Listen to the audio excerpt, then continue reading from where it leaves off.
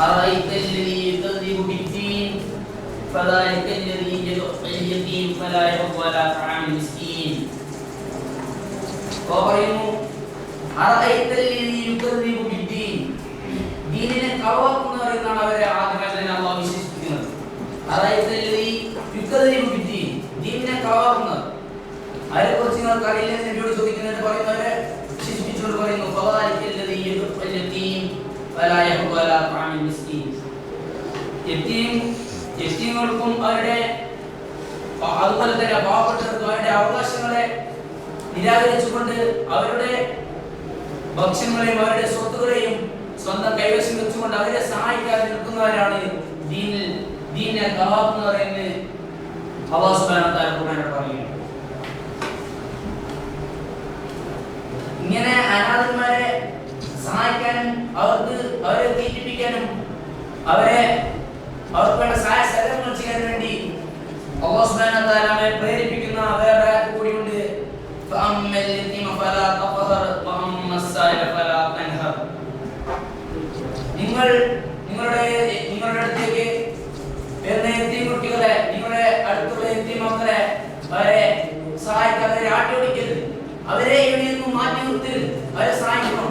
പിന്നെ നിങ്ങളുടെ വീട്ടിലേക്ക് വല്ല സഹായം ചോദിച്ചിരുന്ന മനുഷ്യന്മാരെ നിങ്ങൾ അവിടെ നിന്ന് ആട്ടിയൊടിക്കും, എന്നും ഇല്ല എന്ന് പറഞ്ഞാൽ ആട്ടിയൊടിക്കും. അവർക്ക് സഹായമാകുന്ന ചെറിയൊരു വാക്കെങ്കിലും നിങ്ങൾ അവരോട് പറയണമെന്നാണ് അല്ലാഹു സുബ്ഹാനഹു വ തആല നബി സല്ലല്ലാഹു അലൈഹി വസല്ലം പറഞ്ഞു തന്നത്. അവിടെ നബി സല്ലല്ലാഹു അലൈഹി വസല്ലം പിന്തുടർന്നാൽ മാത്രമേ നമ്മുടെ ഈമാൻ പൂർത്തിയാവുമെന്ന് നമുക്ക് എല്ലാവർക്കും പറയുന്ന കാര്യമാണ്. അതുകൊണ്ട് തന്നെ നബിയുടെ സുന്നത്തായ അനാഥ സംരക്ഷണം തീർച്ചയായും ഏറ്റെടുക്കേണ്ട ഒരു കാര്യമാണ്. ഞാൻ ആദ്യം ഈ സൂറത്തിൽ അധികം പറയുന്നത് ഈ യതീം കുട്ടികളെയും പാവപ്പെട്ടവരെയും സഹായിക്കുന്നതിനും അവരെ എല്ലാ വിധത്തിലും സഹായിക്കണമെന്ന ഈ ഒരു സൂറത്ത് തന്നെ അതിനുവേണ്ടി ഇറക്കുമ്പോൾ നമുക്ക് അതിന്റെ പ്രാധാന്യം എത്രമാത്രമാണെന്ന് നേരത്തെ തീർച്ചയായും മനസ്സിലാക്കാൻ സാധിക്കുന്നതാണ്. ഇതിൽ പറയുന്നത് തആമുൽ മിസ്കീൻ എന്നാണ് പറയുന്നത്. അവരെ ഭക്ഷിപ്പിക്കണമെന്നല്ല, അവരുടെ ഭക്ഷണം കൊടുക്കണമെന്നാണ് അല്ലാഹു സുബ്ഹാനഹു വ തആല പറയുന്നത്. അതുകൊണ്ട് തന്നെ അവരുടെ അവകാശം, ആ ഭക്ഷണം അവരുടെ അവകാശമാണ് എന്ന് നാം ഈ ആയത്തിന്റെ തഫ്സീറുകളിലും അതിന്റെ വിശദീകരണങ്ങളിലും ചെന്ന് ആയത്തിൽ പഠിച്ചു വയ്ക്കാൻ മനസ്സിലാക്കും. അവരുടെ ഭക്ഷിപ്പിക്കണമെന്നല്ല, ഞങ്ങളുടെ സമ്പത്ത് കൊണ്ട് അവരെ ഭക്ഷിപ്പിക്കണമെന്നല്ല പറയുന്നത്. ധനികന്മാരായ ആളുകളുടെ കയ്യിലുള്ള ഭക്ഷണങ്ങളുടെ സമ്പത്തുകളും ഈ യതീം മക്കൾക്കും കൂടി അവകാശപ്പെട്ടത് എന്നാണ് അല്ലാഹു സുബ്ഹാനഹു വ തആല നമ്മോട് കൽപ്പിക്കുന്നത്.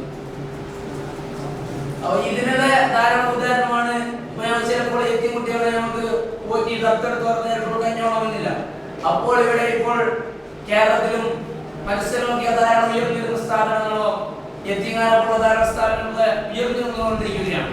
അപ്പോൾ അതിലൂടെ നമുക്ക് യതീം കുട്ടികളെ ധാരാളത്തെ സഹായിക്കാനും നല്ല രീതിയിൽ അവരോട് പെരുമാറാനൊക്കെ നമുക്ക് കഴിയുമെന്നുള്ളതിൽ യാതൊരു സംശയവുമില്ല. അതുകൊണ്ട് ഇത്തരം ദീനി സംരംഭങ്ങളിലൊക്കെ നിങ്ങളുടെ സഹായ സഹകരണങ്ങൾ വീണ്ടും കൊണ്ടുപോകുക എന്ന് ഞാൻ സാന്ദർഭികമായി ഉണർത്തുകയാണ്. പിന്നെ കുറെ പേരുടെ നമുക്കറിയാം, യതീം കുട്ടികളെ യതീംഖാന നിർമ്മിച്ചുകൊണ്ട് യതീം കുട്ടികളുടെ സമ്പത്തുകള്, യതീം കുട്ടികളുടെ മുതലുകള് കീശയിലാക്കുന്ന കുറെ പേരുണ്ടാവും. ചില പകൽമാന്യന്മാർ നമുക്കിടയിൽ തന്നെ ജീവിക്കുന്നുണ്ടാകും. യതീം കുട്ടികളെ സഹായിക്കാൻ, യതീം കുട്ടികളുടെ അതോടൊപ്പം തന്നെ യതീം കുട്ടികളുടെ സമ്പത്ത്, അവരുടെ ഭക്ഷണം വായിടാൻ ശ്രമിക്കുന്ന ധാരാളം പകൽമാന്യന്മാരെ നമുക്ക് ഇക്കാലത്ത് കാണാൻ സാധിക്കും. അവരുടെ മുൻഗാമികളൊക്കെ പറയാൻ നബിയുടെ തന്നെ അബൂജഹൽ ഇത്തരം പ്രവൃത്തി നടത്തിയിരുന്നു എന്ന് നമുക്ക് പറയാൻ സാധിക്കും. അബൂജഹൽ ധാരാളം യതീം കുട്ടികളെ തന്നെ സഹായിക്കുകയും പിന്നീട് അവരുടെ അവകാശങ്ങൾ ഒരിക്കലും നൽകുന്നുണ്ടായിരുന്നില്ല. അല്ലാഹു സുബ്ഹാനഹു വ തആല ഇങ്ങനെയുള്ള യതീം കുട്ടികളുടെ സമ്പത്തിനെ പിടിച്ചു വെക്കുന്ന ആൾക്കാരെ കുറിച്ച് അല്ലാഹു സുബ്ഹാനഹു വ തആല ഖുർആനിൽ പറയുന്നത്, ഇന്നല്ലദീന യഖൂലൂന അംവാലൽ യതാമ ദുൽമൻ ഇന്നമാ യഖൂലൂന ഫീ ബുതൂനിഹിം നാറാ. അവർ യതീം കുട്ടികളെ സമ്പത്ത് ഭക്ഷിക്കുന്നവർ, യതീം കുട്ടികൾക്ക് അവകാശപ്പെട്ട സമ്പത്തിനെ ഭക്ഷിക്കുന്നവർ, അവർ തിന്നുന്നത് ഇന്നമായപ്പോഴും അവർ തീ തിന്നുന്നവരാണ് എന്നാണ് അല്ലാഹു സുബ്ഹാനഹു വ തആല അവരെ വിശേഷിപ്പിച്ചിരിക്കുന്നത്.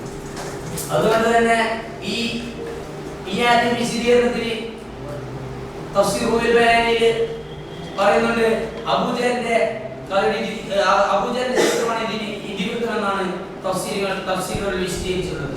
ഒരിക്കൽ അബൂജഹൽ ഒരു അനാഥയായ ഒരു കുട്ടിയെ സന്ദർശനം ഏറ്റെടുത്തിരുന്നു. പിന്നീട് ആ കുട്ടിക്ക് ഒരു പ്രായപൂർത്തിയായ വയസ്സൊക്കെ ആയപ്പോൾ ആ കുട്ടി അവന്റെ അവകാശം അബൂജഹലിനോട് ചോദിച്ചു.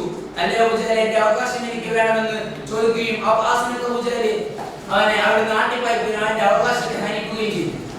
ഇത് കണ്ട കുട്ടി മസ്ജിദ് ഹറമിലേക്ക് പോവുകയും അവിടെ കണ്ട ഖുറൈശി പ്രമുഖരോട് ഈ സംഭവം അവരോട് പറയുകയും ചെയ്തു. ഉടൻ തന്നെ അവർ മുസ്ലിങ്ങളായിരുന്നു. നബി സല്ലല്ലാഹു അലൈഹി വസല്ലം തങ്ങളെ ആരടിക്കാനും നബി സല്ലല്ലാഹു അലൈഹി വസല്ലം തങ്ങളെ പരിഹസിക്കാൻ വേണ്ടി അവർ ആ കുട്ടിയോട് പറഞ്ഞു, നീ മുഹമ്മദിന്റെ അടുത്ത് പോയിക്കോ, അയാൾ നിനക്ക് ചിലപ്പോൾ ഇതിന് പരിഹാരം മാറ്റി തരും. കുട്ടിയുടെ കാര്യമായി എടുത്തു. അതിനെ കുട്ടി നബി സല്ലല്ലാഹു അലൈഹി വസല്ലം തങ്ങളുടെ അടുത്ത് ഉടനെ നബി സല്ലല്ലാഹു അലൈഹി വസല്ലം തങ്ങൾ ആ കുട്ടിയെ കൊണ്ട് അബൂജഹലിന്റെ വീട്ടിലേക്ക് നേരെ പോയി.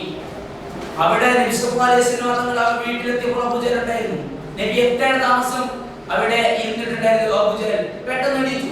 നബി സല്ലല്ലാഹു അലൈഹി വസല്ലം തങ്ങളുടെ ഒരു ബഹുമാനം കാരണം നബി സല്ലല്ലാഹു അലൈഹി വസല്ലം തങ്ങളുടെ ഒരു ഹൈബത്ത് വക്കാറ് നബി സല്ലല്ലാഹു അലൈഹി വസല്ലം മുഖത്തുണ്ടായിരുന്നു. നബി സല്ലല്ലാഹു അലൈഹി വസല്ലം ഗാംഭീര്യം കൊണ്ട് അബൂജഹൽ എണീച്ചു. എന്നിട്ട് നബി സല്ലല്ലാഹു അലൈഹി വസല്ലം തങ്ങൾ ഈ കുട്ടിയുടെ സമ്പത്ത് കൊടുക്കാമെന്ന് അബൂജഹൽ അനുസരിക്കുകയും ഇത്തരം ഒരു